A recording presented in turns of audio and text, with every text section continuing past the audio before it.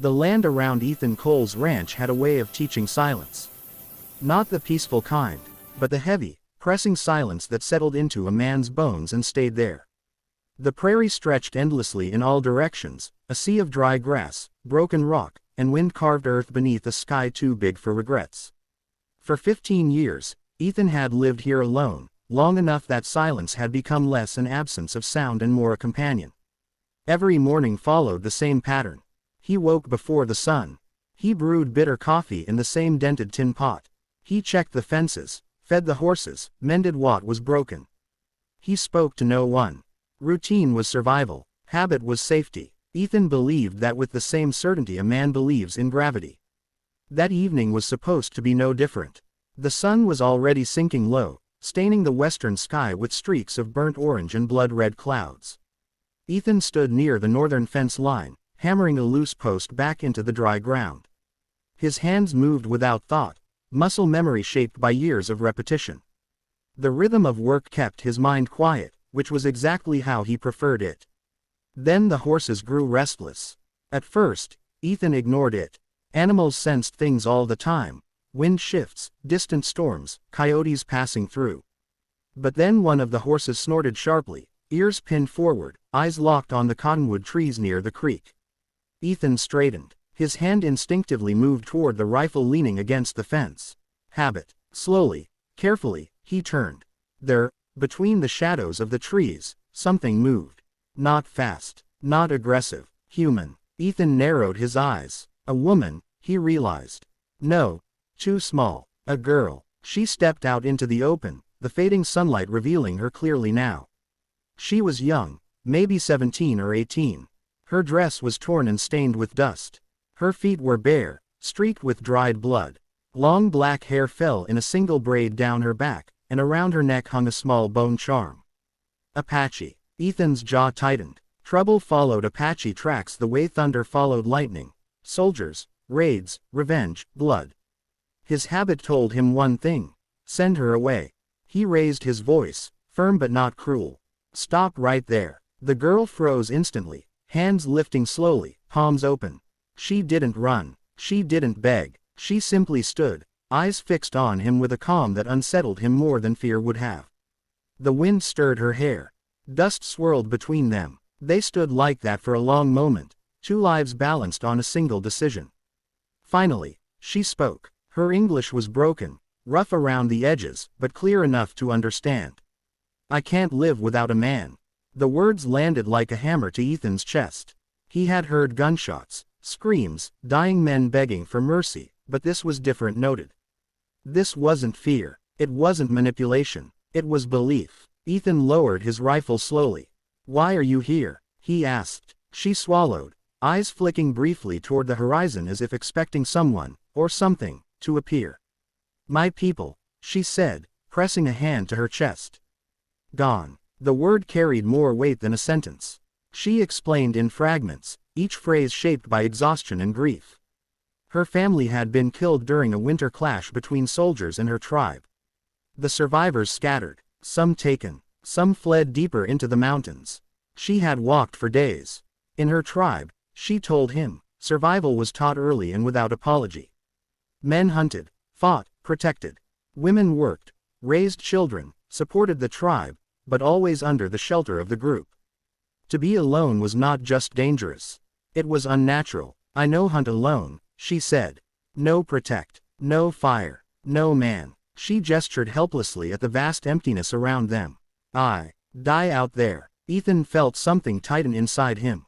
15 years ago, he would have told her to leave without hesitation. Back then, compassion still lived close to the surface. But loss had trained him otherwise. Pain had carved deep habits into his life. Don't get close.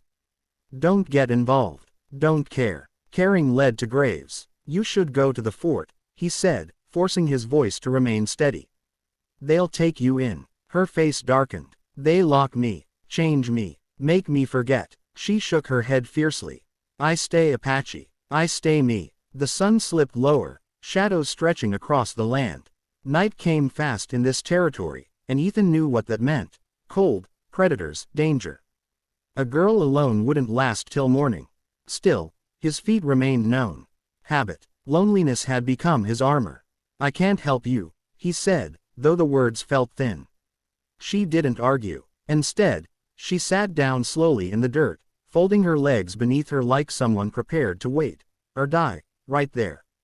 The simplicity of the act broke something in him. Ethan cursed under his breath. "One night," he said finally. "You can stay one night. At dawn, you leave." Her head lifted, eyes wide. "One night," she repeated softly. She followed him to the cabin at a respectful distance, never turning her back, never getting too close. He noticed how carefully she moved, how aware she was of every sound, every shadow. This wasn't helplessness. This was a survivor shaped by tradition. Inside the cabin, the air smelled of smoke and old wood. Ethan handed her a blanket and pointed to a corner near the fire. She accepted it with both hands, bowing her head slightly. That night, Ethan slept lightly, as he always did, but not because of her.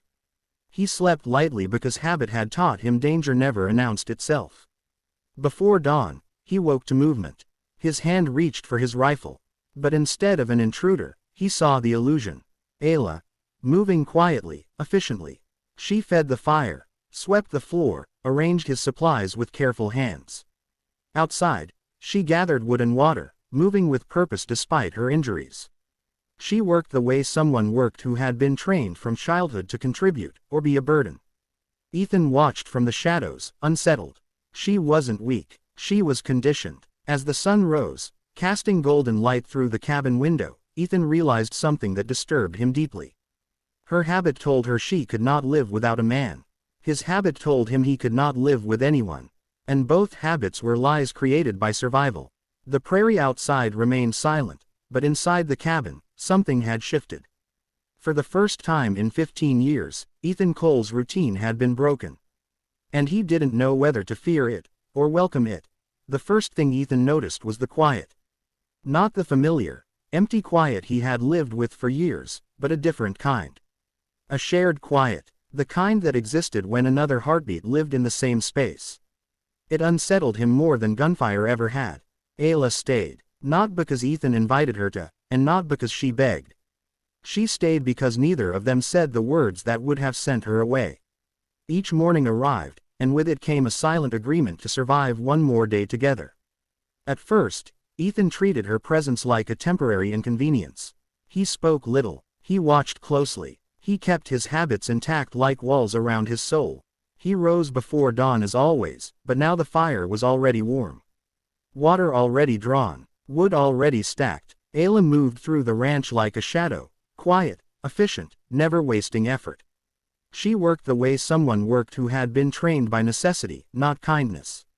"You don't have to do all that," Ethan said one morning, irritation creeping into his voice. She paused, confused. "If I don't work," she said slowly, choosing her words, "I am nothing."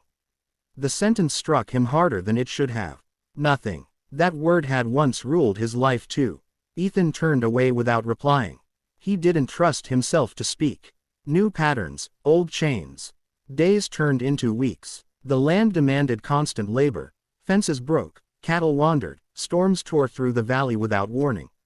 Ayla learned quickly. She rode bareback without fear, handled horses with calm authority, and tracked animals with an instinct Ethan had never learned. But something else changed too. She stopped saying she needed a man. Not all at once, but slowly. Like a habit losing its grip. One afternoon, Ethan watched her skin a rabbit she had caught herself. Her movements were steady, practiced. No hesitation. "You hunt now," he said. She nodded. "In my tribe," she said, "women hunt only when no men return." She looked up at him then. "I think they were wrong." Ethan said nothing, but something inside him shifted. He had spent years believing strength meant isolation. That depending on no one was the same as being strong. He had mistaken habit for truth, routine for wisdom. At night, Ayla sat by the fire, repairing clothes, humming songs from her childhood. Songs meant for families, for children, for community. Ethan pretended not to listen, but the melodies followed him into sleep. He dreamed more than he had in years. Dreamed of voices, of laughter, of loss. The soldiers arrived. The sound of hooves broke the morning calm. Ethan stiffened instantly. Soldiers. 3 of them rode up the dirt path, uniforms dusty but weapons clean. Habit kicked in. Ethan stepped forward, positioning himself slightly in front of Ayla without realizing it. The lieutenant dismounted. "We're collecting strays," he said bluntly. "Indian girl." Ayla's back straightened. Ethan felt anger flare, hot and sudden. "She's under my protection," Ethan said. The lieutenant raised an eyebrow. "Since when?" Ethan didn't answer. The soldiers explained there was a mission school not far away. A place where Apache girls could be civilized, taught English, religion, obedience. Ayla listened quietly. Too quietly. When they finished, she spoke. "I choose," she said. The lieutenant laughed. "That's not how it works." Ethan felt the old urge rise, the one that told him to fight, to protect, to control the outcome. Another habit, another chain. But Ayla turned to him. "You once told me," she said softly, "I do not need you to live." He nodded. "I choose," she repeated. She walked toward the soldiers, then stopped. "I will go," she said, "if I am afraid. But I am not." She turned back to Ethan. "I stay because I want to, not because I must." The lieutenant spat into the dust. "She's your problem then," he said, mounting his horse. The soldiers rode away. Ethan stood frozen, chest tight. She had chosen. Not out of habit, out of freedom. The breaking point. Winter came early that year. Snow fell heavy and relentless. Supplies ran low. A blizzard trapped them inside the cabin for 3 days straight. Wind screamed like a living thing, rattling the walls, testing their resolve. On the 3rd night, Ethan grew quiet, too quiet. Ayla noticed. She watched him sit by the fire, staring into the flames the way wounded men stared into nothing. "You are afraid," she said. "No," he replied. "You lie," she said gently. "That is also habit." The truth spilled out of him then. Words he hadn't spoken aloud in over a decade. His wife. His child. A fever. A shallow grave on a hill he could no longer bear to visit. "I learned to survive by being alone," he said. "And I made it my life." Ayla listened without interrupting. "In my tribe," she said, "we learned to survive by staying together. That was my habit." She met his eyes. "Both ways kept us alive. Both ways almost killed us." The fire crackled. Outside, the storm howled. Inside, something healed. A new way forward. Spring returned slowly, stubbornly. The land softened. Grass pushed through frozen ground.